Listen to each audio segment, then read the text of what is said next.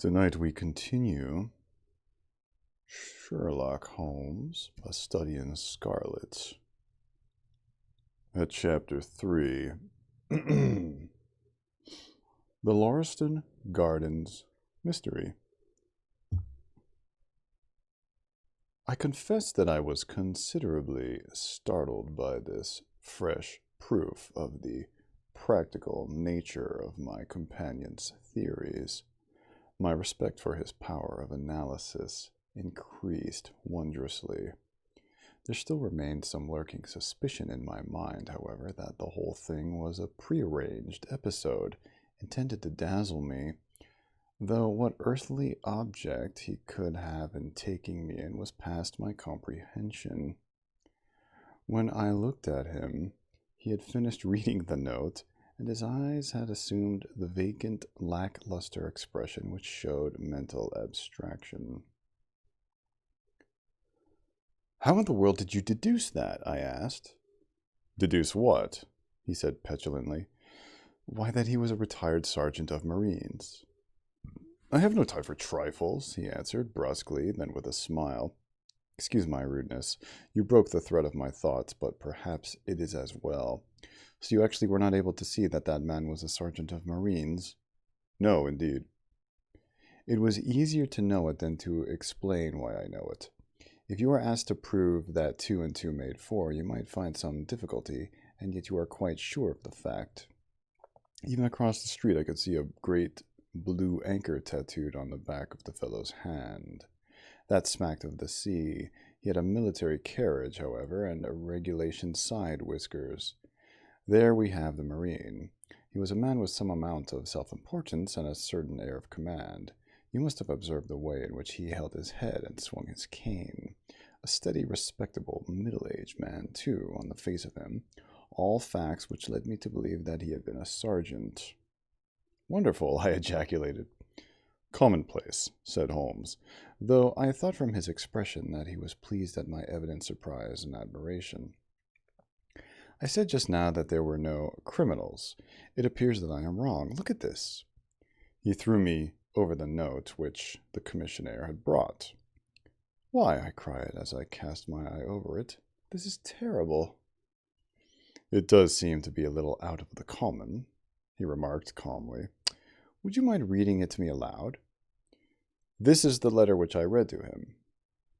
"My dear Mr. Sherlock Holmes, there has been a bad business during the night at 3 Lauriston Gardens off the Brixton Road. Our man on the beat saw a light there about 2 in the morning, and as the house was an empty one, suspected that something was amiss.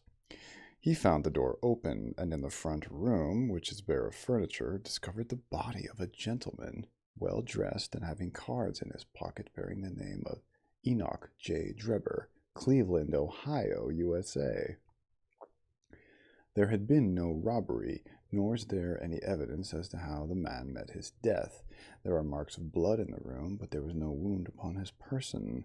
We are at a loss as to how he came into the empty house. Indeed, the whole affair is a puzzler. If you can come round to the house any time before 12, you will find me there. I have left everything in statu quo until I hear from you.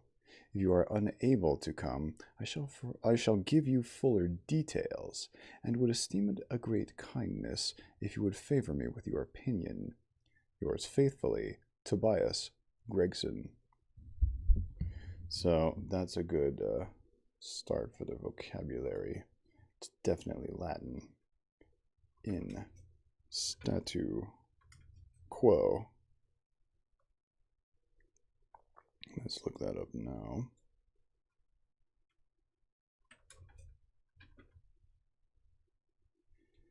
Deus in statu quo.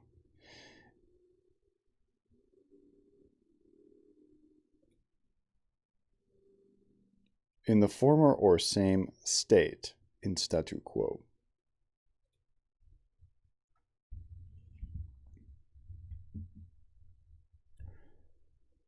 "Gregson is the smartest of the Scotland Yarders," my friend remarked. "He and Lestrade are the pick of a bad lot. They are both quick and energetic, but conventional, shockingly so. They have their knives into one another, too. They are as jealous as a pair of professional beauties. There will be some fun over this case if they are both put upon the scent. I was amazed at the calm way in which he rippled on. Surely there is not a moment to be lost, I cried. Shall I go and order you a cab? I'm not sure about whether I shall go. I am the most incurably lazy devil that ever stood in shoe leather. That is, when the fit is on me, for I can be spry enough at times. Why, it is just such a chance as you have been longing for. My dear fellow, what does it matter to me? Supposing I unravel the whole matter, you may be sure that Gregson, Lestrade, and Company will pocket all the credit that comes of being an unofficial personage. Hi, Dopey Logs. How you doing? But he begs you to help him. Yes, he knows that I am his superior and acknowledges it to me, but he would cut his tongue out before he would own it to any third person. However, we may as well go and have a look. I shall work it out on my own hook. I may have a laugh at them if I have nothing else. Come on. He hustled on his overcoat and bustled about in a way that showed that an energetic fit had superseded the apathetic one. Get your hat, he said. You wish me to come? Yes, if you have nothing better to do. A minute later, we were both in a hansom, driving furiously for the Brixton Road. A hansom is a horse-drawn carriage. It was a foggy, cloudy morning, and a dun-colored veil hung over the housetops, looking like the reflection of the mud-colored streets beneath. I do not know what dun-colored means. Let's look that up.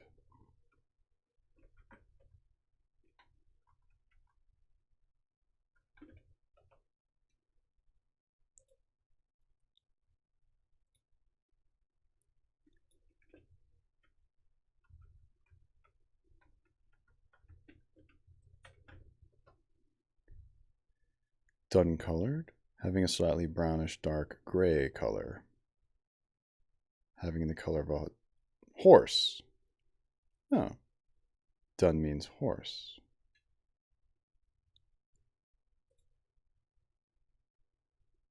Interesting. Is that an actual library? Is it a background? It's a background. It's a green screen. Dopey Logs.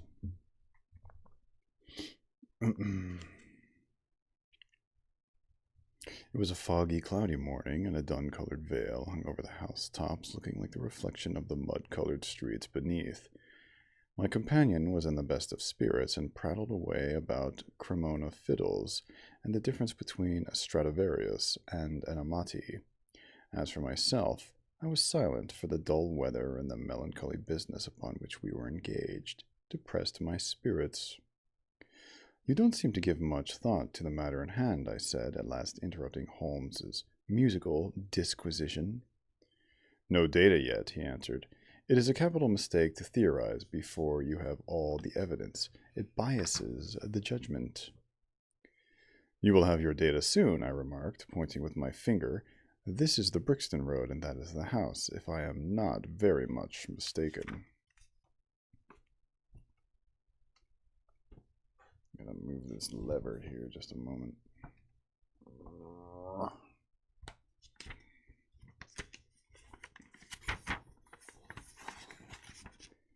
Yeah, it's not going to work. I'm going to slide this over to you.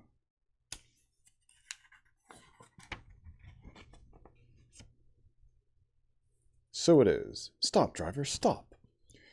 We were still 100 yards or so from it, but he insisted upon our alighting, and we finished our journey upon foot. Number 3, Lauriston Gardens, wore an ill-omened and minatory look. It was one of 4 which stood back some little way from the street, 2 being occupied and 2 empty. Well, now I gotta look up that other word. Minatory?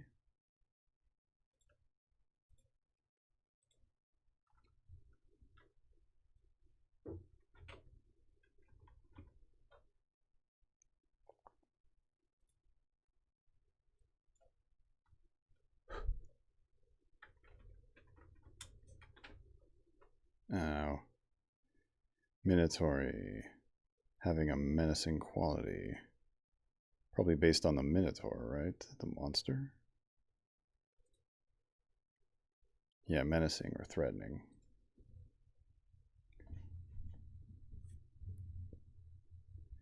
Number 3, Lauriston Gardens wore an ill-omened and minatory look. It was one of 4 which stood back some little way from the street, 2 being occupied and 2 empty.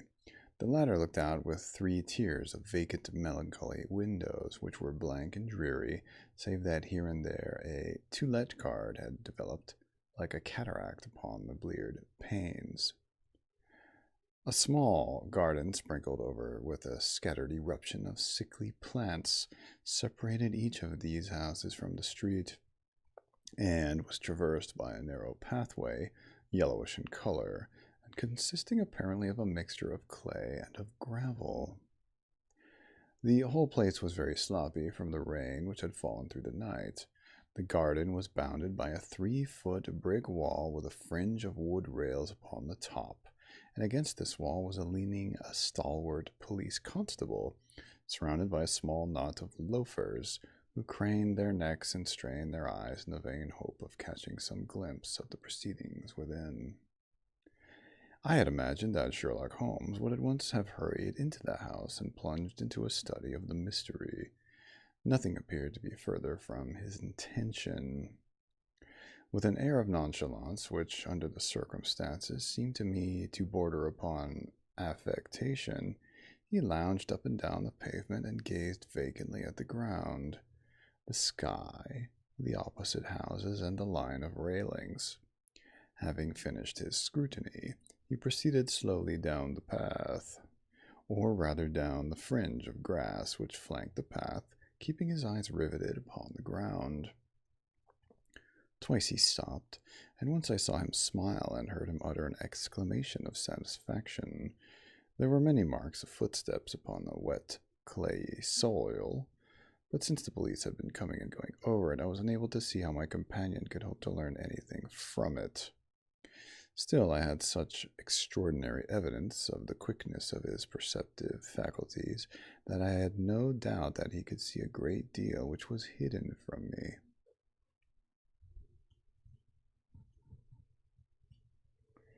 At the door of the house, we were met by a tall, white-faced, flaxen-haired man with a notebook in his hand, who rushed forward and wrung my companion's hand with effusion. You know, I don't know what flaxen-haired means, so that'll be another vocabulary word. Flaxen.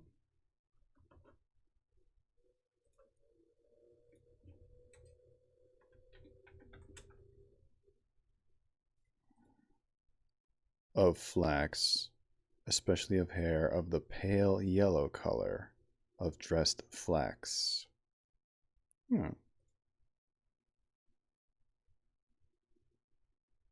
Interesting. Flaxen hair. Okay. At the door of the house, we were met by a tall, white-faced, flaxen-haired man with a notebook in his hand, who rushed forward and wrung my companion's hand with effusion. "It is indeed kind of you to come," he said. "I have had everything left untouched." "Except that," my friend answered, pointing at the pathway. "If a herd of buffaloes had passed along, there could not be a greater mess. No doubt, however, you had drawn your own conclusions, Gregson, before you permitted this?" "I have had so much to do inside the house," the detective said evasively.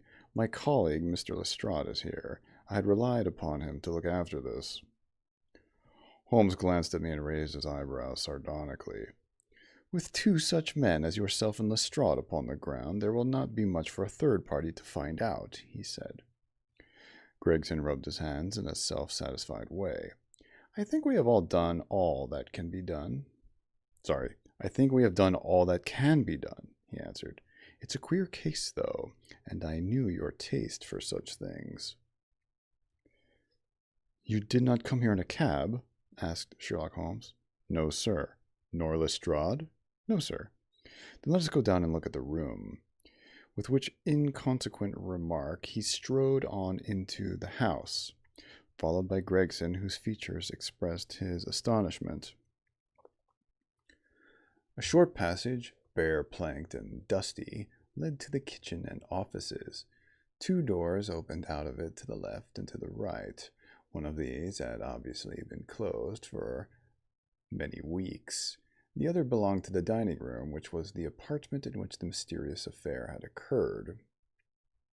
Holmes walked in, and I followed him with that subdued feeling at my heart which the presence of death inspires. It was a large square room, looking all the larger from the absence of all furniture. A vulgar flaring paper adorned the walls, but it was blotched in places with mildew, and here and there great strips had become detached and hung down, exposing the yellow plaster beneath. Opposite the door was a showy fireplace, surmounted by a mantelpiece of imitation white marble. On one corner of this was stuck the stamp of a red wax candle. The solitary window was so dirty that the light was hazy and uncertain, giving a dull gray tinge to everything, which was intensified by the thick layer of dust which coated the whole apartment. All these details I observed afterwards. At present my attention was centered upon the single grim, motionless figure which lay stretched upon the boards, with vacant, sightless eyes, staring up at the discolored ceiling. It was that of a man about 43 or 44 years of age, middle-sized, broad-shouldered, with crisp, curling black hair and a short, stubbly beard. He was dressed in a heavy broadcloth frock coat and waistcoat, with light-colored trousers and immaculate collar and cuffs. A top hat, well brushed and trim, was placed upon the floor beside him. His hands were clenched and his arms thrown abroad, while his lower limbs were interlocked as though his death struggle had been a grievous one. On his rigid face there stood an expression of horror, and as it seemed to me of hatred, such as I have never seen upon human features. This malignant and terrible contortion, combined with the low forehead, blunt nose, and prognathous jaw, gave the dead man a singularly simious and ape-like appearance, which was increased by his writhing, unnatural posture. Okay, hold on. There's a couple of words in there I'm not familiar with. First we have prognathous.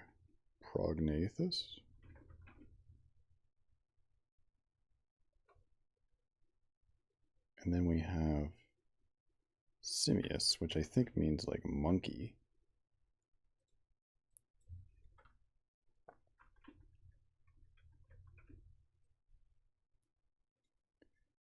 Prognathous adjective.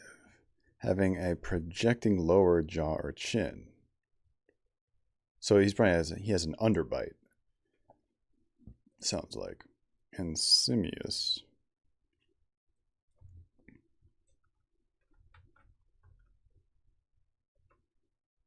Having many curves and turns. No, not, wait. No, not sinuous. That's sinuous. Damn autocorrect.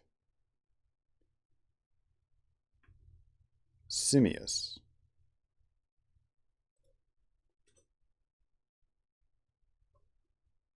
No, simious use. There, Wiktionary. What? Wiktionary. Like a monkey. Yeah, okay, that's what I thought. Like simian. It's probably an archaic form of the word, or the root word. Okay. This malignant and terrible contortion, combined with the low forehead, blunt nose, and prognathous jaw, gave the dead man a singularly simious and ape-like appearance, which was increased by his writhing, unnatural posture.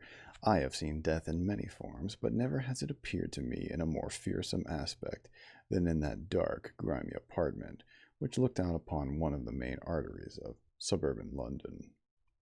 Lestrade, lean and ferret-like as ever, was standing by the doorway and greeted my companion and myself. "This case will make a stir, sir," he remarked. "It beats anything I have seen, and I am no chicken." "There is no clue," said Gregson. "None at all," chimed in Lestrade. Sherlock Holmes approached the body and, kneeling down, examined it intently. "You are sure that there was no wound?" he asked, pointing to numerous gouts and splashes of blood which lay all around. "Positive!" cried both detectives. "Then, of course, this blood belongs to a second individual. Presumably the murderer, if murder has been committed. It reminds me of the circumstances attendant on the death of Van Jensen in Utrecht in the year 34. Do you remember the case, Gregson?" "No, sir." "Read it up. You really should. There is nothing new under the sun. It has all been done before." As he spoke, his nimble fingers were flying here, there, and everywhere, feeling, pressing, unbuttoning, examining, while his eyes were the same faraway expression which I had already remarked upon. So swiftly was the examination made that one would hardly have guessed the minuteness with which it was conducted. Finally, he sniffed the dead man's lips, and then glanced at the soles of his patent leather boots. "He has not been moved at all?" he asked. "No more than was necessary for the purposes of our examination." "You can take him to the mortuary now," he said. "There is nothing more to be learned." Gregson had a stretcher and 4 men at hand. At his call, they entered the room, and the stranger was lifted and carried out. As they raised him, a ring tinkled down and rolled across the floor. Lestrade grabbed it up and stared at it with mystified eyes. "There's been a woman here," he cried. "It's a woman's wedding ring." He held it out as he spoke upon the palm of his hand. We all gathered round him and gazed at it. There could be no doubt that the circlet of plain gold had once adorned the finger of a bride. "This complicates matters," said Gregson. "Heaven knows they were complicated enough before." "You are sure it doesn't simplify them?" observed Holmes. "There's nothing to be learned by staring at it. What did you find in his pockets?" "We have it all here," said Gregson, pointing to a litter of objects upon one of the bottom steps of the stairs. "A gold watch, number 97163 by Barrot of London.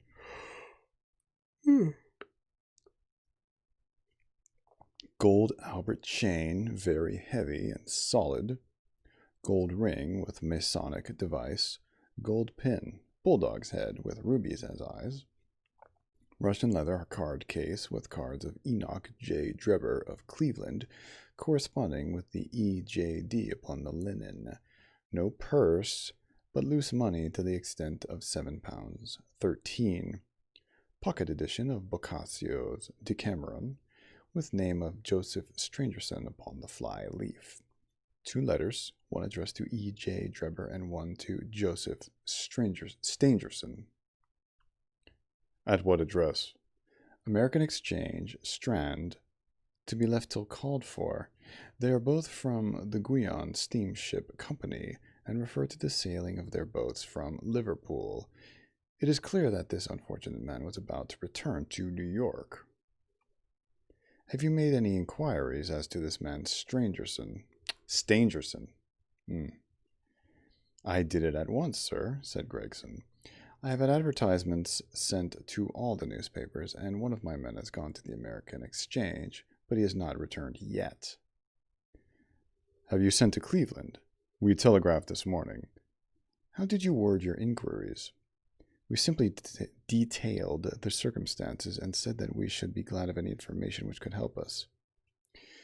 "You did not ask for particulars on any point which appeared to you to be crucial?" "I asked about Stangerson." "Nothing else? Is there no circumstance on which this whole case appears to hinge? Would you not telegraph again?"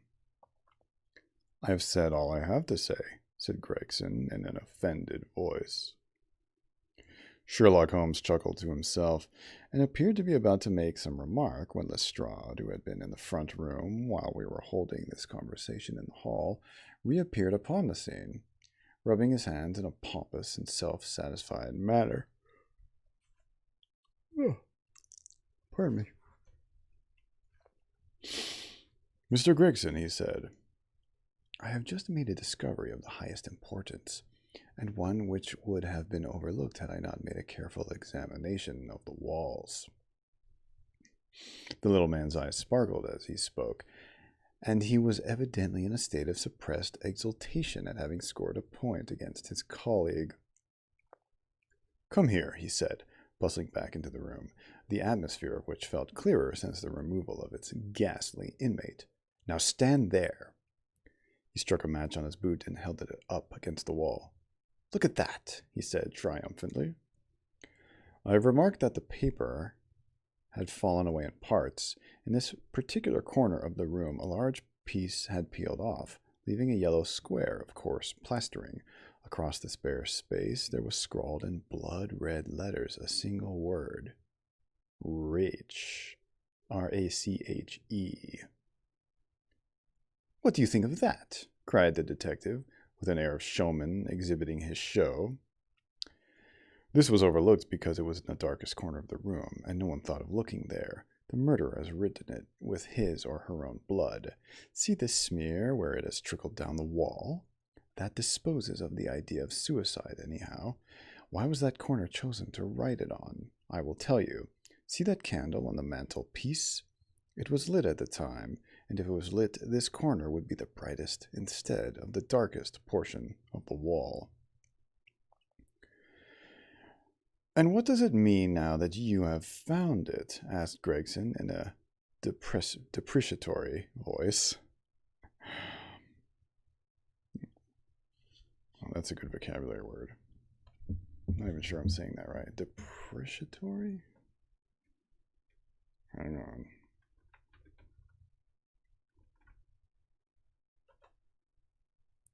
Depreciatory.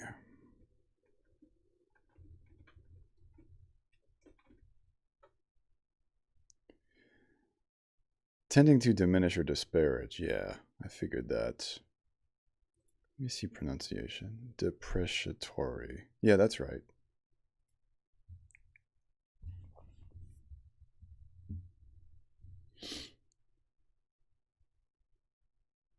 "And what does it mean now that you have found it?" asked Gregson in a depreciatory voice. "Mean? Why, it means that the writer was going to put the female name Rachel, but was disturbed before he or she had time to finish. You mark my words, when this case comes to be cleared up, you will find that a woman named Rachel has something to do with it. It's all very well for you to laugh, Mr. Sherlock Holmes. You may be very smart and clever, but the old hound is the best when all is said and done." "I really beg your pardon," said my companion, who had ruffled the little man's temper by bursting into explosion of laughter. "You certainly have the credit of being the first of us to find this out, and as you say, it bears every mark of having been written by the other participant in last night's mystery. I have not had time to examine this room yet, but with your permission I shall do so now." As he spoke, he whipped a tape measure and a large round magnifying glass from his pocket.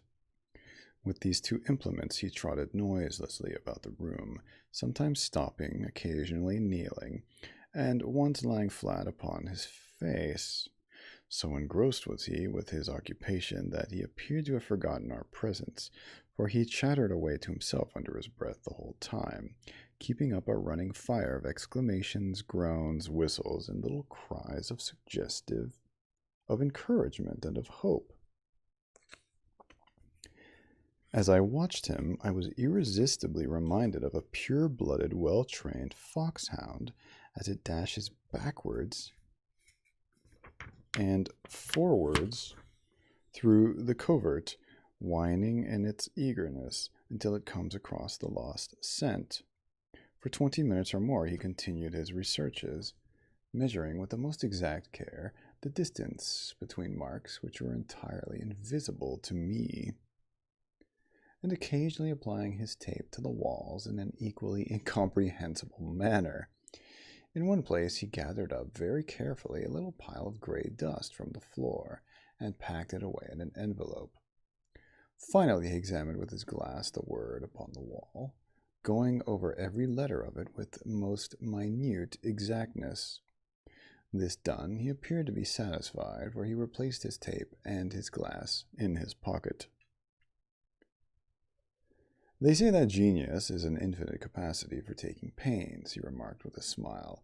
It's a very bad definition, but it does apply to detective work. Gregson and Lestrade had watched the maneuvers of their amateur companion with considerable curiosity and some contempt. They evidently failed to appreciate the fact, which I had begun to realize, that Sherlock Holmes's smallest actions were all directed toward some definite and practical end. "What do you think of it, sir?" they both asked. "It would be robbing you of the credit of the case if I was to presume to help you," remarked my friend. "You are doing so well now that it would be a pity for anyone to interfere." There was a world of sarcasm in his voice as he spoke. "If you will let me know how your investigations go," he continued, "I shall be happy to give you any help I can. In the meantime, I should like to speak to the constable who found the body. Can you give me his name and address?" Lestrade glanced at his notebook. "John Rance," he said. "He is off duty now. You will find him at 46 Audley Court, Kennington Park Gate." Holmes took a note of the address. "Come along, Doctor," he said. "We shall go and look him up. I'll tell you one thing which may help you in the case," he continued, turning to the two detectives. "There has been murder done, and the murderer was a man. He was more than 6 feet high, was in the prime of life, had small feet for his height, wore coarse, square-toed boots, and smoked a Trichinopoly cigar. He came here with his victim in a four-wheeled cab, which was drawn by a horse with 3 old shoes and 1 new one on his off foreleg. In all probability, the murderer had a florid face, and the fingernails of his right hand were remarkably long. These are only a few of the indications, but they may assist you." Florid face. Vocabulary word.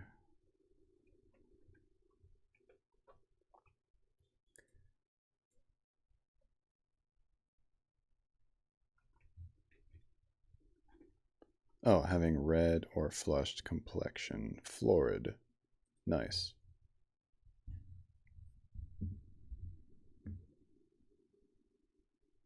In all probability, the murderer had a florid face, and the fingernails of his right hand were remarkably long. These are only a few of the indications, but they may assist you. Lestrade and Gregson glanced at each other with an incredulous smile. "If this man was murdered, how was it done?" asked the former. "Poison," said Sherlock Holmes curtly, and strode off. "One other thing, Lestrade," he added, turning round at the door. "Rache is the German for revenge, so don't lose your time looking for Miss Rachel." With which Parthian shot he walked away, leaving the two rivals open-mouthed behind him.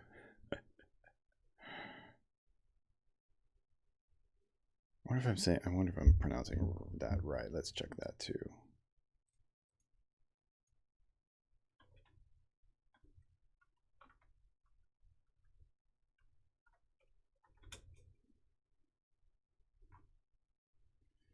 Pronunciation.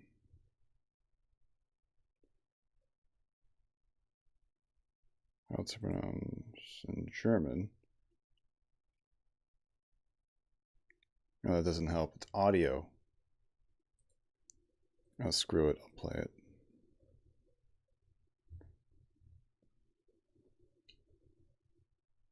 Oh, the pronunciation of the word sounds like Ratch. Okay, Ratch. R-A-C-H-E, but it's German. Chapter 4. What John Rance Had to Tell. It was 1 o'clock when we left number 3 Lauriston Gardens. Sherlock Holmes had led me to the nearest telegraph office, whence he dispatched a long telegram. He then hailed a cab and ordered the driver to take us to the address given us by Lestrade. "There is nothing like first-hand evidence," he remarked. "As a matter of fact, my mind is entirely made up upon the case, but still we may as well learn all that is to be learned." "You amaze me, Holmes," said I. "Surely you are not as sure as you pretend to be of all those particulars which you gave." "There's no room for mistake," he answered. The very first thing which I observed on arriving was that a cab had made 2 ruts with its wheels close to the curb. Now, up to last night, we have had no rain for a week, so that those wheels which left such a deep impressions must have been there during the night. There were the marks of the horse's hoofs too, the outline of one of which was far more clearly cut than that of the other 3, showing that that was a new shoe. Since the cab was there after the rain began, and was not there at any time during the morning, I have Gregson's word for that, it follows that it must have been there during the night, and therefore that it brought those 2 individuals to the house.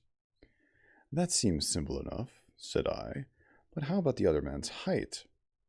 Why, the height of a man, in 9 cases out of 10, can be told from the length of his stride. It is a simple calculation enough, though here is no use my boring you with figures. I had this fellow stride both on the clay outside and on the dust within. Then I had a way of checking my calculation. When a man writes on the wall, his instinct leads him to write about the level of his own eyes. Now that writing was just over 6 feet from the ground. It was child's play. And his age? I asked. Well, if a man can stride 4.5 feet without the smallest effort, he can't be quite in the sere and yellow. Sere and yellow. Interesting. Sere is spelled like this.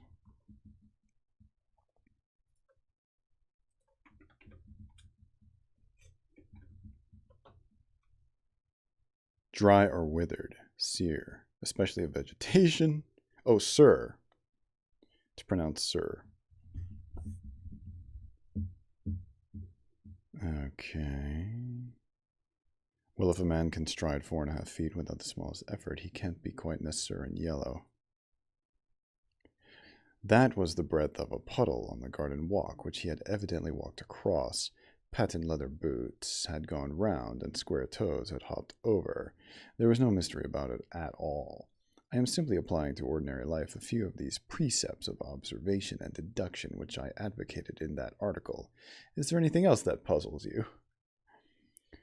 The fingernails and the trichinopoly, I suggested. Oh, thank you, Chris isn't bad.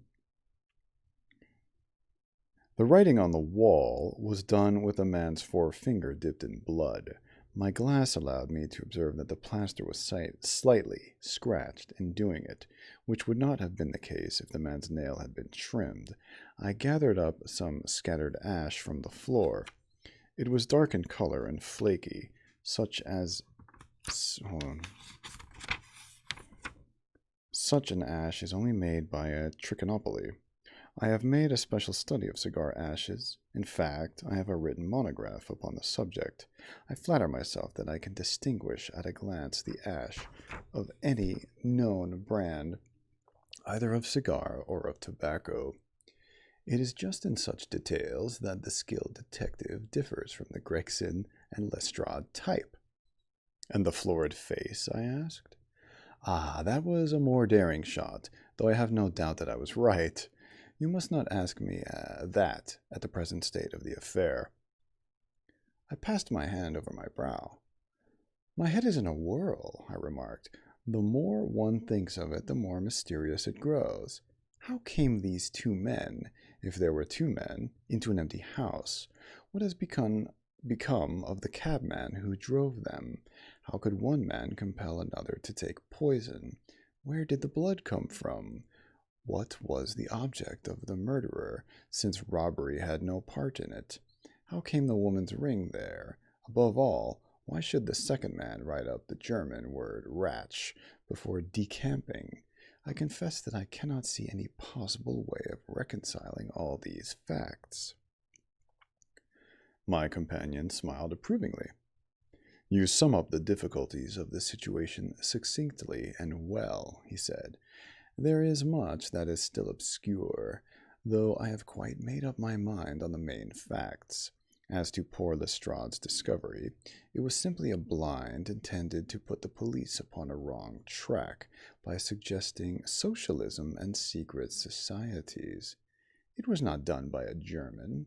The A, if you noticed, was printed somewhat after the German fashion. Now, a real German invariably prints in the Latin character, so that we may safely say that this was not written by one, but by a clumsy imitator who overdid his part. It was simply a ruse to divert inquiry into a wrong channel.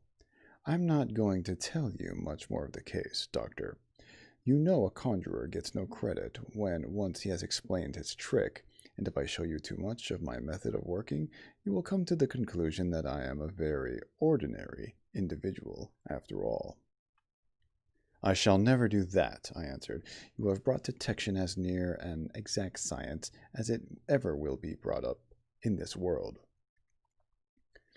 My companion flushed up with pleasure at my words and the earnest way in which I uttered them. I had already observed that he was as sensitive to flattery on the score of his art as any girl could be of her beauty. I'll tell you one other thing, he said. Patent leathers and square toes came in the same cab, and they walked down the pathway together as friendly as possible, arm in arm in all probability. When they got inside, they walked up and down the room, or rather, patent leathers stood still while square toes walked up and down. I could read all that in the dust, and I could read that as he walked he grew more and more excited. That is shown by the increased length of his strides. He was talking all the while, and working himself up, no doubt, into a fury. Then the tragedy occurred. I have told you all I know myself now, for the rest is mere surmise and conjecture. We have a good working basis, however, on which to start. We must hurry up, for I want to go to Halley's concert to hear Norman Neruda this afternoon.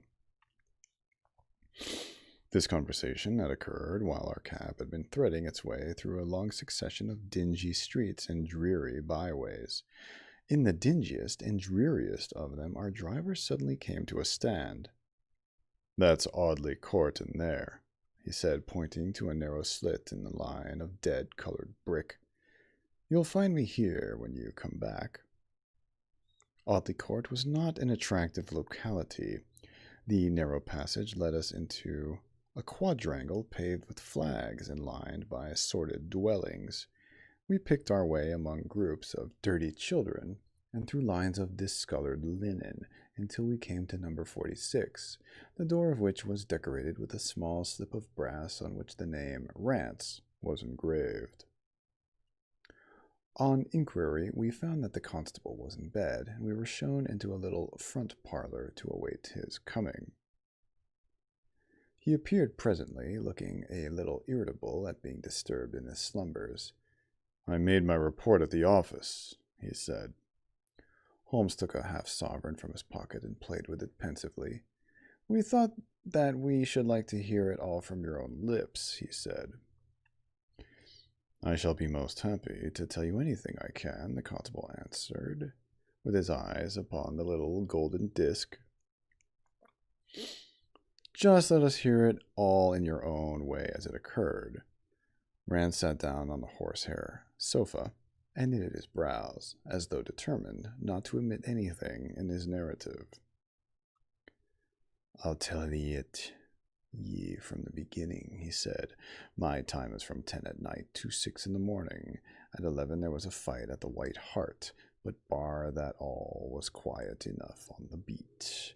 At 1 o'clock it began to rain, and I met Harry Murcher, him who has the Holland Grove beat, and we stood together at the corner of Henrietta Street a-talkin'. Presently, maybe about 2 or a little after, I thought I would take a look around and see that all was right down the Brixton Road. It was precious dirty and lonely. Not a soul did I meet all the way down, though a cab or two went past me. I was a-strollin' down, thinkin' between ourselves how uncommon handy a 4 of gin hot would be, when suddenly the glint of a light caught my eye in the window of that same house. Now I knew that them 2 houses in Lauriston Gardens was empty on account of him that owns them, who won't have the drain seed too, though the very last tenant was lived in one of them, died o' typhoid fever. I was knocked all in a heap, therefore, at seeing a light in the window, and I suspected something was wrong. When I got to the door, You stopped, and then walked back to the garden gate, my companion interrupted. What did you do that for? Rance gave a violent jump, and stared at Sherlock Holmes with the most utmost amazement upon his features. Why, that's true, sir, he said, though how you come to know it, heaven only knows. You see, when I got up to the door, it was so still and so lonesome that I thought I'd be none the worse for someone with me. I ain't afeard of anything on this side o' the grave, but I thought that maybe it was him that died o' the typhoid, expectin' the drains what killed him. The thought gave me a kind o' turn, and I walked back to the gate to see if I could see Murcher's lantern, but there wasn't no sign of him nor of anyone else. There was no one in the street. Not a living soul, sir, nor as much as a dog. Then I pulled myself together and went back and pushed the door open. All was quiet inside, so I went into the room where the light was a-burnin'. There was a candle flickerin' on the mantelpiece, a red wax one, and by its light I saw. Yes, I know all that you saw. You walked round the room several times, and you knelt down by the body, and then you walked through and tried the kitchen door, and then John Rance sprang to his feet with a frightened face and suspicion in his eyes. Where was you hid to see all that? He cried. It seems to me that you know a deal more than you should. Holmes laughed and threw his card across the table to the constable. Don't get arresting me for the murder, he said. I am one of the hounds, and not the wolf. Mr. Gregson or Mr. Lestrade will answer for that. Go on, though. What did you do next? Rance resumed his seat without, however, losing his mystified expression. I went back to the gate and sounded my whistle. That brought Murcher and two more to the spot. Was the street empty then? Well, it was, as far as anybody that could be of any good does. What do you mean? The constable's features broadened into a grin. I've seen many a drunk chap in my time, he said, but never anyone so cryin' drunk as that cove. He was at the gate when I came out. Wait a minute, cove. What does that mean?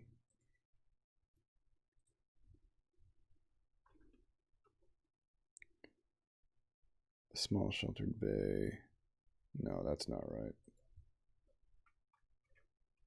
Cove. Small sheltered bay, yeah. Oh, he's talking about the architecture. A concave arch or arched molding, especially one formed at the junction of a wall with a ceiling. It's an archway.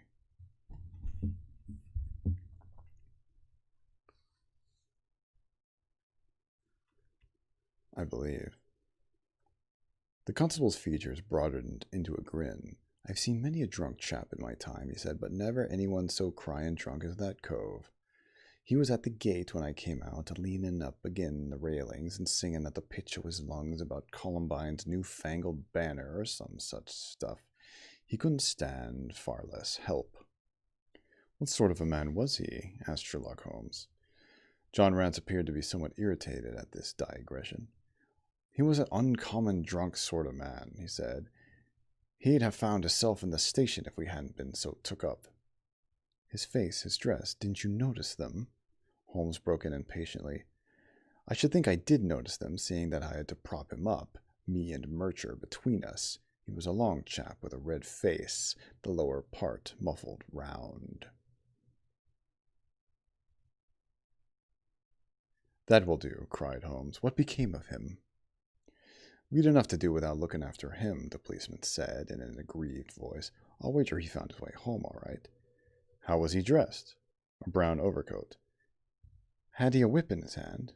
A whip? No. He must have left it behind, muttered my companion. You didn't happen to see or hear a cab after that? No. There's half a sovereign for you, my companion said, standing up and taking his hat. I'm afraid, Rance, that you will never rise in the force. That head of yours should be for use as well as an ornament.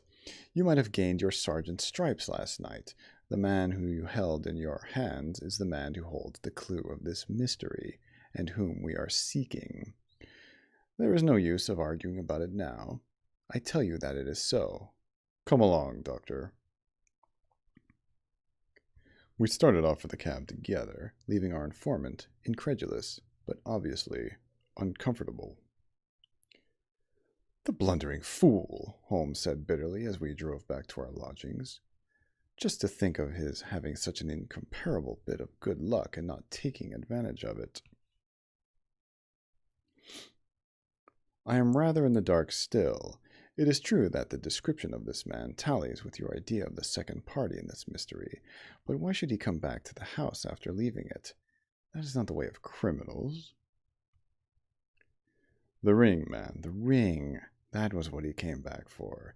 If we have no other way of catching him, we can always bait our line with the ring. I shall have him, Doctor.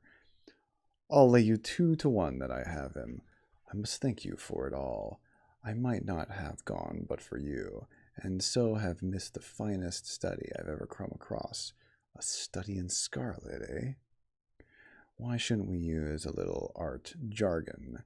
There's the scarlet thread of murder running through the colorless skin of life, and our duties to unravel it and isolate it and expose every inch of it. And now for lunch, and then for Norman Neruda.